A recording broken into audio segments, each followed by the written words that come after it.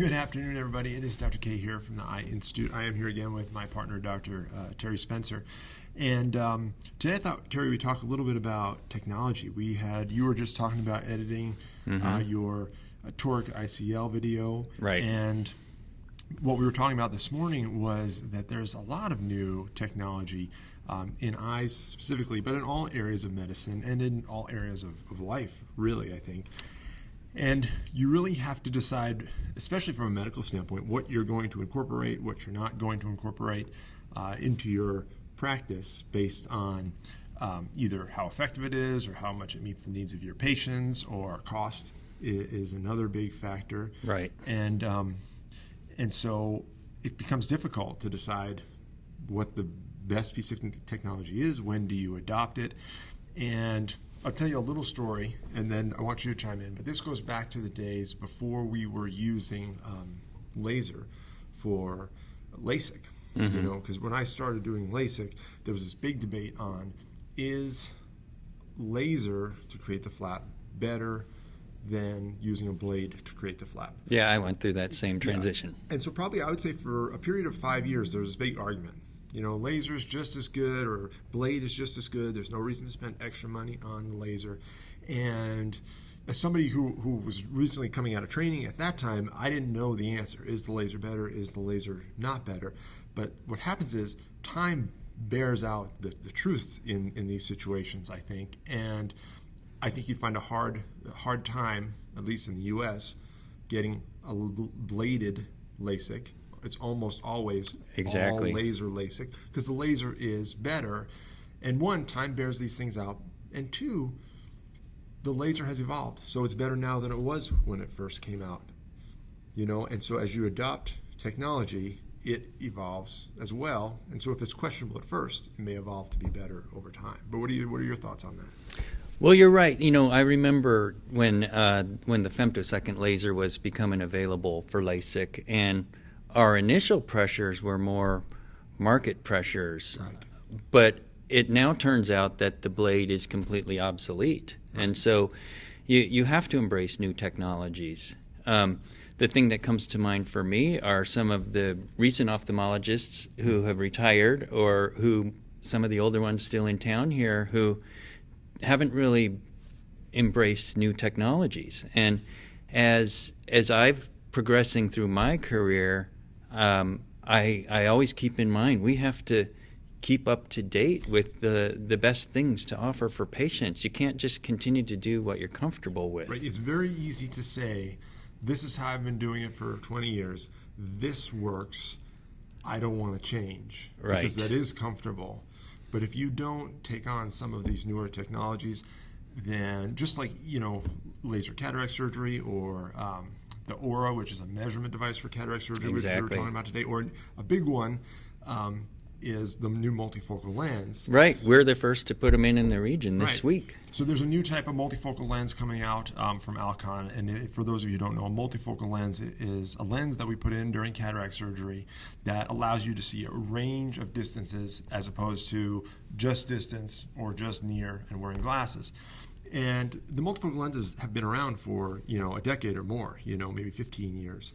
And they have evolved to the point where they are better now than they used to be. Right. And there's still pluses and minuses. You want to be really aware of kind of the risks and benefits of that type of lens for yourself. But the quality of those lenses is definitely better than it was 10 or 15 years ago. But if you don't start to adopt that technology at some point, then by the time it gets to the point where it is better for the patient, you've kind of missed out on learning the nuances of developing your technique and really what is best. Right.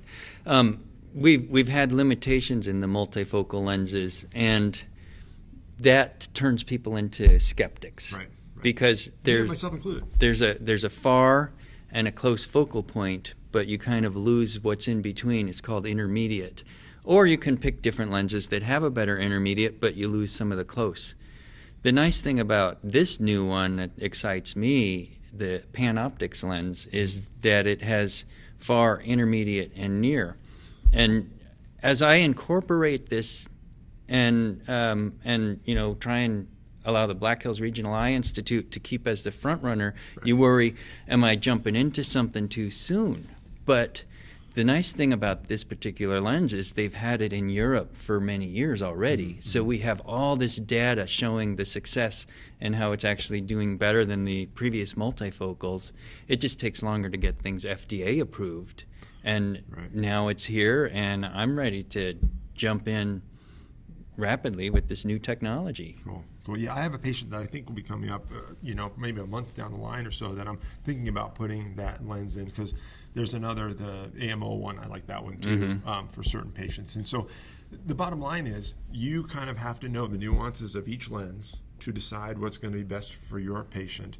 And you really can't get that from just reading about it. You can get some of it that way, but a lot of it is just your experience with the patient, and you don't get that experience unless you start to cautiously adopt new techniques and new technology. And we also talked about that light adjustable lens, which is probably cost prohibitive, from some standpoint, and maybe doesn't offer a lot of benefit for the cost. Yeah, and I think in our market that's a tough sell, because patients don't always want to pay such an exorbitant price for an upgrade, and it's really the concept of what are we getting with this light adjustable lens. Well, I can guarantee that you're going to be in good focus for distance vision. Well, we already have that with the Aura. Right. That, and just in general, very consistent with distance vision. Exactly. So I think that's a very fascinating product that's been brought to the market. It'll be interesting to see how it bears out over the next 10 years, whether people are really using it or not. I think it'll be keen to particular markets, maybe like Hollywood or something, where people don't mind throwing an extra $7,000 to $10,000 into their cataract surgery, but Rapid City doesn't really fit in. No. And again, the other thing, though, that comes with that, too, is as technology evolves, costs decline. Right. So we were talking about that we were talking about the car. I have a Tesla, and so you pay a little more upfront for the technology, but by the time somebody else might want one, the cost is way less, because they've really, developed and may be able to mass produce that sort of technology, whether you want to call it assembly line or whatever you want to call it. We see the same thing with the iPhone. When the new iPhone 10 came out, people were like, who wants to pay over $1,000 for a phone? Well, because people did, that allowed that Apple company to put more into their productions. So now the newer versions, which are even better, are going to be cheaper. Right. Because the new iPhone's still kind of expensive, but they've got another model of iPhone that is geared towards, a consumer who doesn't want to spend as much. Right. And so you get a lot of the technological advantage for not as much as the price, or even adjusted for inflation, a cheaper price. And now I'm recording this on a phone, believe it or not. So being able to do that kind of blows my mind. 10 years ago, I thought I'd be doing the production capability on my handheld device that I would normally do on a different device. Well, so like bringing that back to ophthalmology and this light adjustable lens,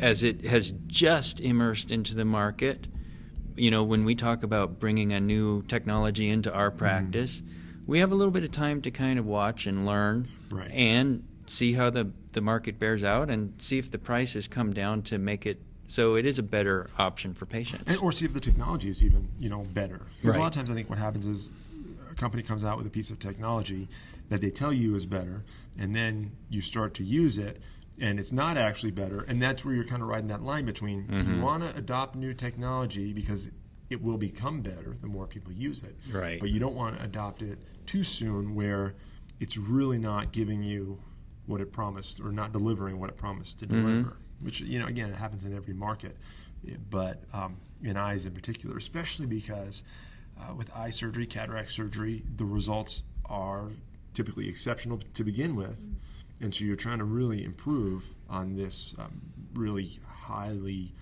successful surgery, and that's hard. We're blessed to be in an industry where we can help people with their quality of life every day, Right. and we're blessed to have these technologies to keep moving forward. And I feel like we've done an exceptional job staying at the forefront. Yeah, no, absolutely. Especially with Aura, we got a new microscope that we just kind of trialed and demoed, which is kind of fun. And you're doing the toric ICL, and we got the Panoptics coming. Right. And so there's always new technology. The key is to stay ahead of the game and offer what's really beneficial to the patients, I think. Right. And because you have to educate them, and the patient's going to ask you what's the best, and you've got to say, I think this is the best with confidence, or have some Right. reasoning behind it, or this probably isn't worth it for you because it's not going to provide you a significant amount of benefit. It's not worth Right. the cost, because especially now, insurance companies are not covering. They'll cover the basics, the kind of bare bones sort of stuff, I guess is how I would put it. And at least in eye surgery, there's a lot more available to patients than just the bare bones. And we have so many options, and truly there are many times where the standard cataract surgery is actually the best option. Mm-hmm, absolutely. I know practices out there where their percentage of how many people upgrade to a certain product is kind of their benchmark and their goals, where we want to have that availability for those who it does benefit, but on the same time we're not being salesmen. You're not trying to sell. Yeah, absolutely. You want to offer what's available for the reasons that it might be better. Right. And so that's kind of, that's what we talked about today in terms of discussing technology, because we were discussing getting a new piece of equipment, and from the fact that you can't still be the kind of a premier practice with all the options without really adopting some of the newer technologies. It just doesn't work that way. Well, it's nice to think out loud and share these conversations with people. Yeah. Well, it's a pleasure, Terry. Good to see Yeah, you. thank you.